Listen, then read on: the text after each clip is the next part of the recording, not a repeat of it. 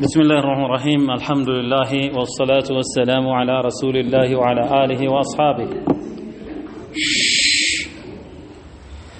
للرجال نصيب مما ترك الوالدان والأقربون وللنساء نصيب مما ترك الوالدان والأقربون مما قل منه أو كثر نصيبا مفروضا بنني آياتك الله جل وتعالى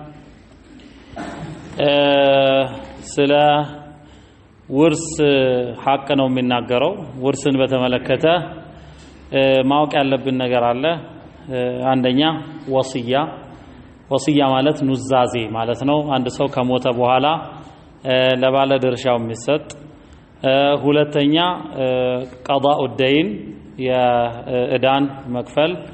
እንደገና አሁንም ስለ ውርስ በምንናገርበት ጊዜ ቀጥተኛ ወራሽ ወይንም አላህ የስሙን የጠራው የሰየመው ይባላል። ይሄን ጊዜ ፈርደን ይባላል። የሪሱሁ ፈርደን ይባላል። አላህ የጠቀሰው ሲሆን ይወርሰዋል። ሌላኛው ደግሞ ዒሳበተን ይባላል። ዒሳባ ማለት በወገንተኝነት አባት የአባት ወንድሞች እንደገና ደግሞ ከአባት በኩል ያሉ ወንድ ልጆች ዒሳበተን የሚል አለ። ሁለተኛ ደግሞ ሐጅብ የሚባል አለ። ሐጅብ ማለት መጋረድ ማለት ነው። ለምሳሌ አንድ ሰው ይሞታል። ሲሞት እናትና አባቱን እና ወንድሞቹን ጥሎ ይሞታል። እናት አባት እና ወንድም። ያን ጊዜ እናት ትወርሳለች፣ አባት ይወርሳል። ከዛን አባት ወንድሞች እንዳይወርሱ ግርዶሽ ይሆናል። ለምሳሌ አንድ ሰው ሲሞት እናትና አባቱን ጥሎ ከሞተ እናት 1/6 ትወስዳለች። ከ6 1 እጁን ትወስዳለች። የተቀረውን አባት ይወርሳል። ሲወርስ ዒሳበተን ይባላል። ዒሳባ ማለት ምንድነው? በተጠሪነት በወገንተኝነት ማለት ነው። ስለዚህ አሁን ስለ ውርስ ስንናገር አያችሁ አንድ ሰው ከሞተ በኋላ ከተወው ንብረት ተሪካ ከሚባለው ሲከፋፈል ወሲያ ይታያል፣ ደይን ይታያል፣ ስማቸው የተጠራ ፈርደን የሚወርሱ ሰዎች ይታያል። እነማናቸው የሚጋረዱት ይታያል። እነማናቸው ዒሳባ ይባላል ማለት ነው። ዒሳባ ወገኖች ማለት ነው። ዒሳባ ማለት ሰውየው ችግር ሲገጥም አንሳሩሁ ወአዕዋኑሁ ማለት ነው። መጀመሪያ ተጠሪ። ለምሳሌ ኒካህ በሚታሰርበት ጊዜ ከአባት በኩል ያለ ወንድምና ከእናት በኩል ያለ ወንድም አንድ ላይ ቢቀርቡ ከእናት በኩል ያለው ወንድም አያስርም፣ ከአባት በኩል ያለው ነው የሚያስረው። ይሄ ትልቅ ሕክማ አለው። እዛው ባበ ኒካህ ላይ ይመጣል። ስለዚህ ዒሳባ የሚባልበት ምንድነው? በተለይ ይሄ ቁርአን ሲወርድ የወረደላቸው ህዝቦች በዚህ እሴት ይታወቃሉ። በዚህ እሴት የገሌ ዘር ከተባለ ሁሉም ተሰብስበው ማለት ነው ጠበቃ ነው የሚሆኑት። ከቸገረው ረዳቶቹ ነው የሚሆኑት። ስለዚህ ሲሞትም ሰውየው ውርስ ይደርሳቸዋል በሚደርሳቸው መልኩ ማለት ነው። ኸይር ይህች አያ ለወንዶችም ለሴቶችም ውርስን ከአላህ ዘንድ የተፈቀደ መሆኑን ያወጀች አያ ነች። በጃሂልያ ነብዩ ሰለላሁ ዐለይሂ ወሰለም ይህ መለኮታዊ መልእክት ሳይደርሳቸው በፊት ባለው ዘመን ሴቶችና ልጆች አይወርሱም፣ እንደውም ይወረሳሉ። አንድ ሰው ከሞተ ሚስትና ልጆችን ጥሎ ከሞተ ምን ያደርጋል? የባል ወገን የሆነው ልብሱን ያመጣና ጎጆዋ ላይ ያንጠለጥለዋል። ማንም እንዳይደርሳት ማለት ነው። ቆንጆ ከሆነች ያገባታል፣ ንብረቷን ይወስዳል። ካላማረችው ደግሞ እስክትሞት ድረስ ትጠበቃለች፣ ማንም አያገባትም። ከዛ በኋላ ገንዘቧን ይወርሳል። ከፈለገ ደግሞ ለሚፈልገው ሰው ይድራትና ጥሎሿን እሱ ይወስደዋል። ይሄ ነበረ። ለዚህ ልጆችም እንዲወርሱ አይፈቀድላቸውም። የግፍ ዘመን ነበረ። በጣም ከባድ ነው። አላህ ግን ይሄን ሰረዘው። ገንዘብን በተመለከተ በቀጥታ ኃላፊነቱን የወሰደው እሱ ነው ጀለ ወተዓላ። ለልሪጃሊ ለወንዶች ነሲቡን ድርሻ አላቸው። ሚማ ተረከል ዋሊዳኒ ወላጆች እናትና አባት ጥለው ከሞቱት ወላቅረቡን ማለት ቅርቦችም አጎቶች ለምሳሌ ወንድሞች ከወላጅ ውጭ ያሉ አጎቶች ወንድሞች ጥለው ካለፉትም ወልኒሳኢ ለሴቱም እንደዚሁ ነሲቡን ለሴቶችም እንደዚሁ ኒሳ የሚለው يجتمع فيه الفرد والجمع ይባላል። ስለዚህ ኒሳ የሚለው ሴቶች የሚለውንም ይወክላል። ወልኒሳኢ ለሴቶችም ነሲቡን ድርሻ አላቸው። ሚማ ተረከል ዋሊዳን ወላጆች እናትና አባት ከተውት ንብረት ወላቅረቡን ዘመዶችም አጎቶች ወንድሞች ከተውት ሚማ ቀለ ሚንሁ አው ከሱራ አለ። ሚማ ቀለ ሚንሁ ከሱ ካነሰውም ይካፈላሉ አው ከሱራ ከበዛውም ማለት ካነሰውም ከበዛውም። አንዳንድ ጊዜ ምን ያደርጋሉ? የሚወርሰው የሚዋጋ ነው ይላሉ። ኢንማ የሪሱ መን ዩሐሪብ። እንደገና ደግሞ ውርስ ሲባል የጦር መሳሪያዎች ካሉ ምን ያደርጋል ለሴቶች ይባልና ወደ ወንዶቹ ይመጣል። የጦር መሳሪያ ዋጋ የለውም፣ እንደውም የበዛ ዋጋ። ለዚህ ያ ተሽጦ ይከፋፈላሉ ከትንሹም ከትልቁም ብሎ አላህ አወጀ። ነሲበን ድርሻ አላቸው መፍሩደን ከአላህ ዘንድ ግድ የተደረገ ይላል። ከዛን ወኢዛ ሐضر القسمة ይሄ የውርስ ገንዘብ ሲከፋፈል የተጣደ ኡሉል ቁርባ በቀጥታ የማይወርሱ የዝምድና ባልተቤቶች ወልየታማ ወላጆቻቸው የሞቱባቸው ልጆች ወልመሳኪን ችግረኞች በዛ ቦታ ላይ ቢጣዱ ከዛን በውርሱ ቢከጅሉ ሳይደክሙበት እንዲያለ ውርስ ብለው ይከጅላሉ። ተሽራኢቡ ኢለይሂ አልአናቅ አንገት ቀና ቀና ይላል። ወተተሸወፉ አልአዕዩን አይን እንዲ ዘለግ ዘለግ ብሎ ያያል። ስለዚህ ፈርዙቁሁም ሚንሁ ሳይከፋፈል በፊት ትንሽ ሰጠት አርጓቸው ሳይከፋፈል በፊት አለና ወቁሉ ለሁም ቀውለን ማዕሩፋ ለነሱም መልካም ንግግርን ተናገሯቸው። ምን ሲባል ወራሾቹ ህፃናት ቢሆኑስ? ፈርዙቁሁም ሚንሁ ያለው ወራሾቹ ቡሉግ ላይ ከደረሱ ነው። ከየቲምነት ከወጡ ነው። ከየቲምነት ካልወጡ ህፃናት ከሆኑስ? አከፋፋዮች ምን ይላሉ?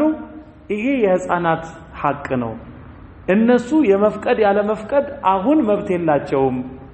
ስለዚህ መስጠት አንችልም አሁን እና አላህ ይስጣችሁ፣ እኛ እናንተ መርዳት ስንችል እንረዳችኋለን ብለው አከፋፋዮች ወቁሉ ለሁም ቀውለን ማዕሩፋ መልካም ንግግርን ተናገሯቸዋል። ከዛን አሁን ደግሞ ኃላፊነትን ወስደው ውርስን ለሚያከፋፍሉ ሰዎች ነው አላህ የሚናገረው። ወልየኽሻ ይፍሩ الذين እነኛ ወሲያውን ከቦታው የሚያደርሱ የሚያስፈጽሙ ውርስ የሚያከፋፍሉ ሰዎች ይፍሩ እነኚህ ትናንሾችን እንዳይበድሉ። ምንን ይፍሩ? ለው ተረኩ ሚን ኸልፊሂም እነሱ ከበስተጀርባቸው ቢተዉ ዙርየተን ضعافን ደካማ የሆኑ ልጆችን ጥለው ቢሞቱ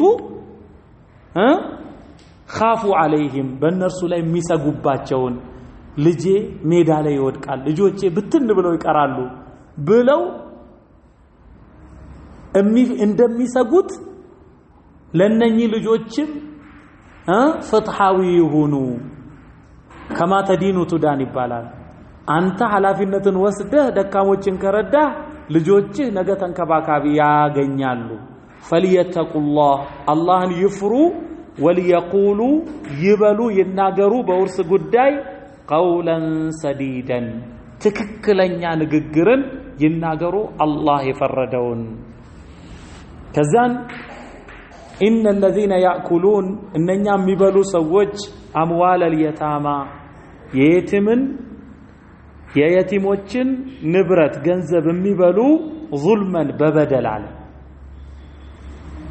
ሞግዚት ሆነው አብረው ሲኖሩ ከሚበሉት ዙልም አይደለም እሱ እንደገና ሰው የቲምን ሊጠይቅ ሄዶ የ100 ብር ሀዲያ ይዞ ሄዶ የ20 ብር በልቶ ቢመለስ ሂሳቡ ሲወራረድ ወደ እነሱ ነው የሚቀረው የ50 ብር ይዞ ሄዶ የ60 ብር ከበላ ግን አሁን ደግሞ አለፈበት ነው ይሄን ሂሳቡን ራሱ ይስራው ዙልመን በበደል የቲምን ገንዘብ የሚበላ إنما يأكلون في بطونهم إنه بهودوچاچو ውስጥ የሚበሉት ናረን እሳትን ነው وسيصلون سعيرا የጋመች የነደደች እሳትንም ይገባሉ አለ يدخلون ማለት ነው يصلون ነብዩ ሰለላሁ ዐለይሂ ወሰለም በለይለተ الإسراء ላይ ያዩት የሆኑ ሰዎች የግመል አይነት ከንፈር አላቸው ሰፋፊና ጠንካራ የሆነ ከዛን ይሄን ከንፈራቸውን እየሳበ የሆነ ሰው ከድንጋይ የሆኑ ኮረቶችን እያነሳ ሆዳቸው ውስጥ ይጠቀጥቃል ይሄን አይተው ነብዩ ሰለላሁ ዐለይሂ ወሰለም እነኚህ ደግሞ ማናቸው ያ ጅብሪል ብለው ሲሉት እነኚህማ በዱንያ የየቲምን ገንዘብ ይበሉ የነበሩ ሰዎች ናቸው ብሎ ይነግራቸዋል اللهم نجنا يوصيكم الله في أولادكم يوصيكم الله يمكراچኋል ያዛچኋል في أولادكم ልጆቻችሁን በተመለከተ للذكر ከልጅ ወንድ ለሆነው مثل حظ الأنثيين የሁለት ሴቶች ድርሻ አለው ይላል እዚህ ቦታ ላይ ምዕራባውያን ሌሎች ሰዎችም እንዴት ወንድ የሴትን ሁለት እጅ ይወርሳል ብለው ይላሉ ኢስላም አንድ ነገር ሲደነግግ ከባዶ ሜዳ ተነስቶ አይደለም ምክንያት ላይ ተንተርሶ ነው ምሳሌ ሴት ልጅ እና ወንድ ልጅ ቢኖሩ አባቷ ከሞተ በኋላ ወንዱ ልጅ የሴቷ ተንከባካቢ ነው ሴት ልጅ እስክታገባ ድረስ የእንክብካቤ ወጪው በወንድሟ ላይ ነው ተፈታ ብትመጣ የሚንከባከባት ወንዱ ልጅ ነው ወንድሟ ነው ሐላፊነት አለበት ሸሪዓዊ ግዴታ ኸይረን ከዛን አሁን ምሳሌ እናቀርብና ሁለት እኩል ቦታ ተካፈሉ እንበል 100,000 ከ200,000 ቢካፈሉ ወንዱ 100,000 እሷ 100,000 ከዛን አመት እሷን ለመንከባከብ ወጭ የሚያወጣው እሱ ነው ሴት ልጅ ገንዘብ አታወጣም ወጭ 100,000 ተቀምጧል የሱ ገንዘብ ይጎላል ከዛ በኋላ እሷ ስትዳር ወጪውን ያው ዑርፈን ማለት ነው እሱ ይችላል እሷ ደግሞ የመህር ገንዘብ ትቀበላለች 100,000 ሲደመር ምናምን ሺ አይደለም ጨመረ ከዛ በኋላ እሱ ደግሞ ሚስት ሊያገባ ነው መህር መስጠት አለበት የሷ ወጪ የሰርጉ ሲደመር ደግሞ የመህሩ ማለት ነው አሽቆለቆል አይደለም ከዛ በኋላ ደግሞ እሷ ባልጋ ከርማ ከባልጋ ተፈታ ስትመጣ መህሯንም ይዛለች እንደገና ደግሞ የፍች ደግሞ የሞራል ማለት ነው ወለልሙጠለቃት መታዑን ቢልማዕሩፍ ሐቀን ለልሙተቂን አላለም የሞራል መጠገኛ ተብሎ ደግሞ ጥቃሞሹን ማለት ነው እሱን ይዛ ትመጣለች ተመልሳ እሱ ቤት ትገባና አሁንም ቻለኝ አያሳዝንም ገባችሁ ልባችን ወይ ምስኪን አላለም አሁን ይገባናል ማለት ነው ከዚህ ሐላፊነት ጋር ነው للذكر مثل حظ الأنثيين ለምን ባለወጪ እሱ ስለሆነ ለወንድ ልጅ የሁለት ሴቶች ድርሻ አለው فإن كن نساء ወንድ ልጅ ከሌለና ሙሉ ወራሽ ሴት ልጆች ቢሆኑ فوق اثنتين ከሁለት በላይ ቢሆኑ فلهن ثلثا ما ترك ሟች ከተወው 1/3ኛው ለነሱ አለ ይከፋፈላሉ በኩል ደረጃ 1/3ኛው 2/3ኛውስ ቀሪው ለቀሪ ወራሾች ማለት ነው በኢሳባ ሊሆን ይችላል ለቀሪ ወራሾች ይሰጣል። ሴት ልጆች ብቻ ቢሆኑ 1/3ኛውን ይወስዱና 2/3ኛው ለቀሪ ወራሾች ይሄዳል ማለት ነው። ወይን ካነት ዋሂደተን ወራሽ ሴት ልጅ ብቻዋን አንድ ብትሆን ፈለሐ ንስፉ ለሷ ግማሽ የአባቷ ንብረት ይሰጣታል። የተቀረው ለተቀሩ ወራሾች ማለት ነው። ቢልዒሳባ ወሊአበወይሂ አንድ ሰው ሞቶ ደግሞ ለእናት ለአባቱ ሊኩል ዋሂድን ለእያንዳንዳቸው ሚንሁመ ሱዱሱ አያችሁ ወሊአበወይሂ ሊኩል ዋሂድን ሚንሁማ አሱዱስ አንድ ሰው ሚማ ተረከከ ተወው ነገር ኢንካነ ለሁ ወለዱና አንድ ሰው ሞተ እናት አባትና ወንድ ልጅ አለው የሞተው እናት አባቱንና አንድ ልጅን ጥሎ ነው ግልጽ ነው ስለዚህ እናት አባቱንና አንድ ልጁን ጥሎ ከሞተ እናትና አባቱ እያንዳንዳቸው 1/6 ይወስዳሉ لكل واحد منهم السدس ነው ለእያንዳንዱ 1/6 ስንት ቀረ 4/6 4/6 ሲቃለል 2/3 ማለት ነው 1/3ኛውን ይካፈላሉ 2/3ኛው ኢንካነ ለሁ ወለዱን አለ ኢንካነ ለሁ ወለዱን ምን ካለው ነው ይሄ ምን ካለው ነው ወንድ ልጅ ካለው ኢንካነ ለሁ ወለዱን فإن لم يكن له ولد ايو فإن لم يكن له ولد ወንድ ልጅ ባይኖረውስ ወወሪثه አበዋሁ እዛን ወንድ ልጅ ባይኖረው ወወሪثه አበዋሁ እናት አባቱ ቢወርሱት فلأمه الثلث ለእናቱ ስንት ይደርሳል فلأمه الثلث 1/3 ይደርሳል አባት ከሌለ አባት ካለ ደግሞ የተቀረውን አባት ይወስደዋል ማለት ነው የተቀረውን አባት ይወስደዋል ወንድሞች ቢኖሩትም ሐጂብ ይሆናል እሱ فإن كان له إخوة ወንድሞች ካሉት ደግሞ አባት ከሌለው ማለት ነው ደግሞ ወንድሞች فإن كان له إخوة ሞተ ወንድሞች አሉት አባት የለውም فلأمه السدس ለእናቱ 1/6 አለላት አለ 1/6 አላት የተቀረውስ ቀሪ ወራሾች ይደርሱታል ማለት ነው ይህንን ዝርዝር ኪታቡል መዋሪስ በኩቱብ الفقه ላይ ሄዳችሁ ተጨማሪ ኮርስ ያስፈልጋችኋል ማለት ነው ይሄ የሚሰጠው من بعد وصية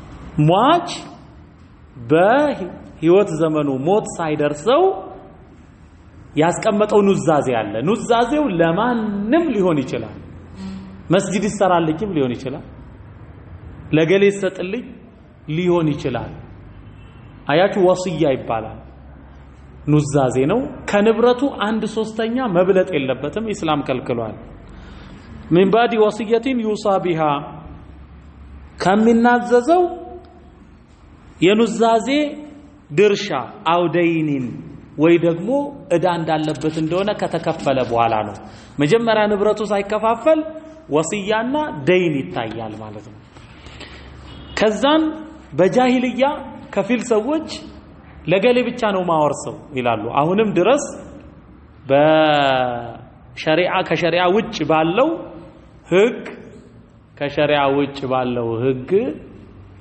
ኑዛዜ ተቀባይነት አለው ባዕድ እንኳን ቢሆን ተንከባክቦኛል ንብረቴን ለሱ ተናዝዣለሁ ይላል ከዛን ወላጆች ልጆች መተው ይሰጠን ቢሉ ኑዛዜው በፍርድ ቤት ከጸደቀ ድርሻ አይኖራቸው ይበተናሉ ይሄንን ኢስላም ፉርሽ ያደርጓል ምክንያቱም ልጆች የመጡት በፈቃዳቸው አይደለም ወደዚህ ዓለም አይደለም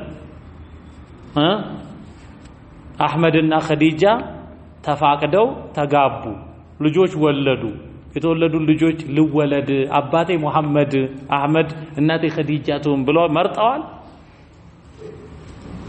መርጠዋል። ስለዚህ ያለ ፈቃዳቸው ወደዚህ ዓለም መጥተዋል። ስለዚህ አላህ ያስቀመጠላቸውን ማግኘት አለባቸው።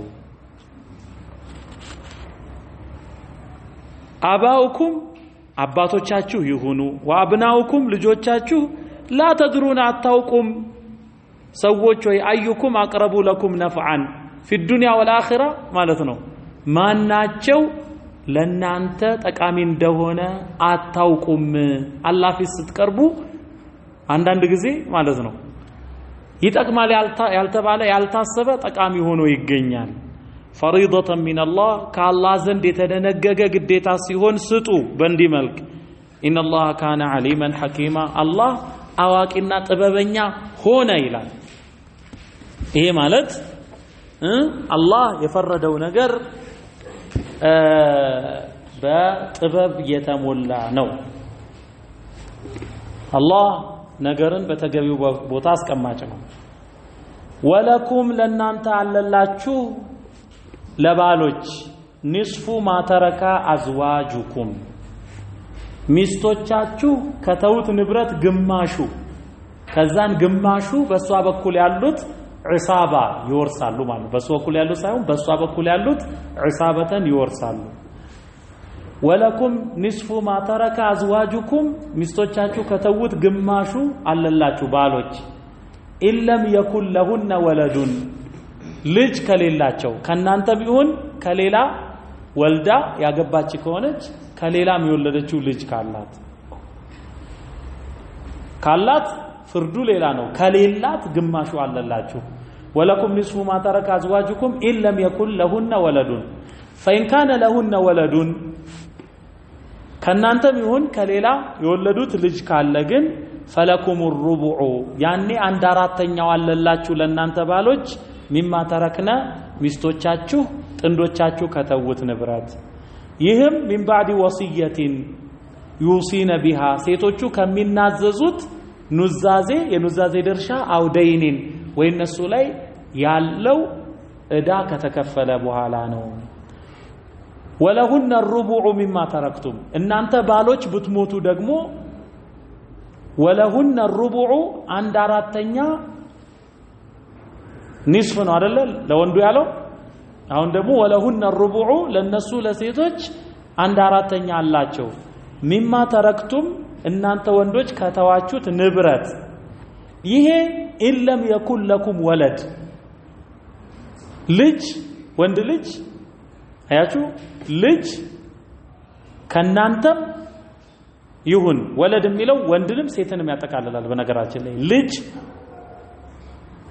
ከሌላችሁ ከሷም ይሁን ከሌላ የተወለደ ፈኢን ካነ ለኩም ወለዱን ከሷም ይሁን ከሌሎች የተወለዱ ልጆች ካላችሁ ግን ፈለሁነ ሱሙኑ ለሚስቶቻችሁ 1/8ኛ ድርሻ አለላቸው። ሚማ ተረክቱም እናንተ ከተዋችሁት ንብረት ሚን ባዕድ ወሲየቲን ቱሱነ ቢሃ እናንተ ከተናዘዛችሁት የኑዛዜ ድርሻ አውደይኒን ወይ እናንተ ላይ ያለ ዕዳ ከተከፈለ በኋላ። ወይን ካነ ረጁሉን ደግሞ አንድ ሰው ቢሞትስ ዩረሱ ከላለተን ማለት ለይሰ ለሁ ዋሊዱን ወላ ወለዱን ማለት ነው። አባቱም ሞቷል ልጅም የለውም።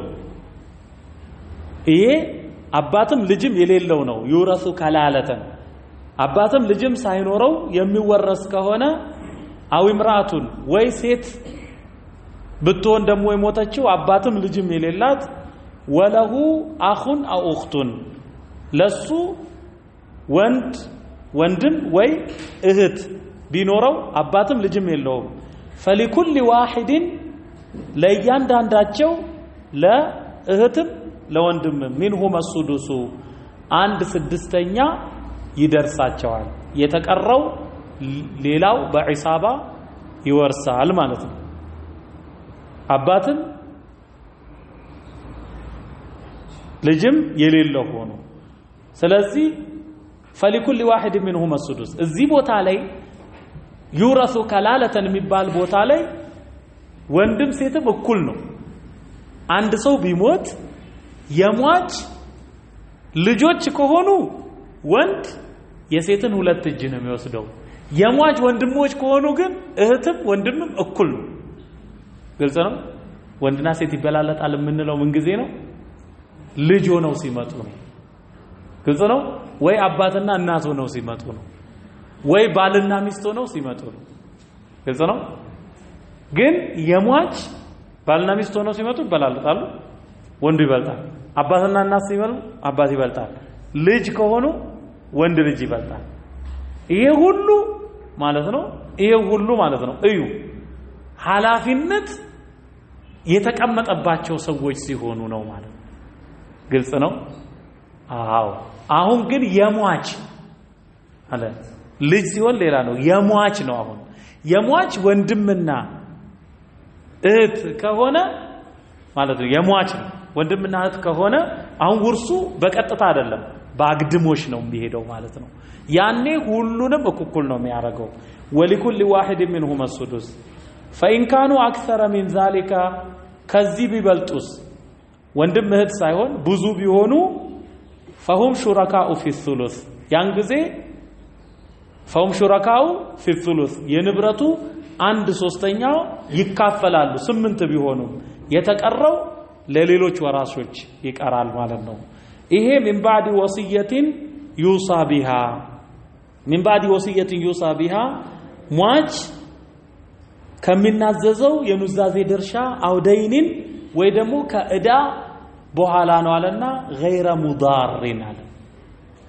غير مضار ማለት ጉዳት ያልተፈለገበት ይላል። ወሲያ ደይን ነው። ወይንም ደይኑ ራሱ ምን ይላል ሟች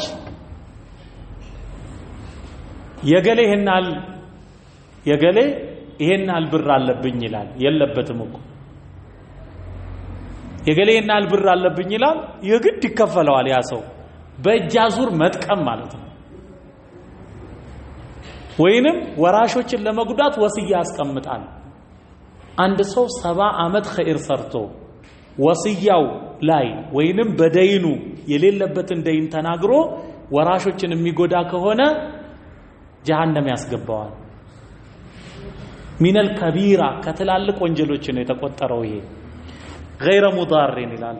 ስለዚህ ወራሽን መጉዳት ያልታሰበበት ሲሆን ወሲየተ ሚነላህ ከአላህ የሆነ ምክር ሲሆን ይፈጸም። ወላሁ ዓሊሙን አላህ አዋቂ ነው፣ ሐሊሙን ታጋሽ ነው። تلك حدود الله እነኚህ የአላህ ድንበሮች ናቸው። ومن يطع الله ورسوله አላህና መልእክተኛውን የሚታዘዝ ካለ يدخله الله ያስገባዋል ጀናቲን ያትክልት ስፍራዎችን ተጅሪ من تحتها الانهار ከስሮቿ ጅረቶች የሚፈሱባቸውን خالدين فيها በውስጧ ዘውታሪዎች ሲሆኑ ይኖራሉ። وذلك الفوز العظيم ይህ ታላቅ የሆነ ደስታ ስኬት ነው። ومن يعص الله ورسوله አላህና መልእክተኛውን የሚወነጅል የሚያምጽ ግን ويتعدى حدوده ድንበሩንም የሚሸጋገር ካለ يدخله نارا الله እሳትን ያስገባዋል خالدا فيها በውስጧ ዘውታሪ ሲሆን አላህ እሳትን ያስገባዋል። وله عذاب مهين ለሱም አዋራጅ የሆነ ቅጣት አለለት ይላል።